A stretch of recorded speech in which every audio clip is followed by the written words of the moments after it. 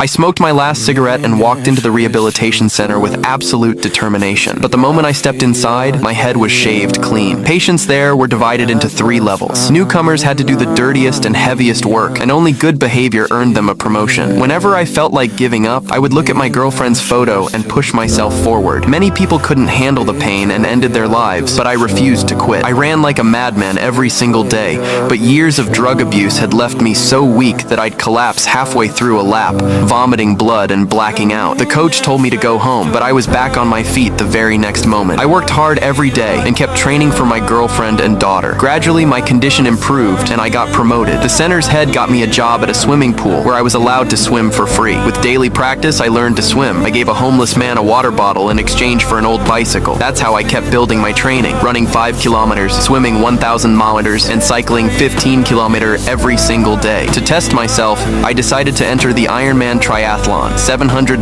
meters swimming, 5 kilometers running, and 20 kilometers cycling. By the time I crossed the finish line, the entire staff had packed up and gone home. My past sins still had a price. My girlfriend failed to beat her addiction and ended up in the hospital. Watching her fight for her life in that hospital bed filled me with deep regret. A few days later, she was gone. After that loss, I turned my grief into fuel. I trained so relentlessly that I won multiple state-level championships, broke a European record, and received an invitation to an international event. Whenever her memory hit me, I would train like a madman just to exhaust myself. That same obsessive training eventually pushed me too far. I collapsed and ended up in the hospital. To manage the pain, doctors gave me a direct morphine injection. For any former addict, that can be fatal. The moment the injection hit, my body convulsed and I began experiencing terrifying hallucinations. When doctors told me I would never walk again, it felt like my whole world had crashed down. But then the police chief came to give me strength and for the first time told me my daughter's name, Nika. Hearing that name reignited a fire inside me. Driven by sheer willpower, I got back on my feet and within no time, my fitness was fully restored. Just 1 month before the race, the organizers changed the rules and doubled the distances. Now it was 3 kilometers swimming, 160 kilometers cycling, and 30 kilometer running. On race day, an old lung injury caused me to start sinking in the deep water. The rescue team pulled me out, but I took 2 breaths and jumped back in. By the time I got out of the water, I was far behind. I gave everything on the cycling leg, overtook everyone, and moved into first place. But when the running leg began and I took off my shoes, my feet were soaked in blood. I cut the front of my shoes with a knife to reduce the friction and ran again. As night fell, I began fading in and out of consciousness. I snapped myself out of a dark hallucination with one hard punch. I staggered forward, but fell again. Then, at the finish line, I saw my daughter smiling at me. I gathered every last bit of strength I had, got up, and crossed the finish line.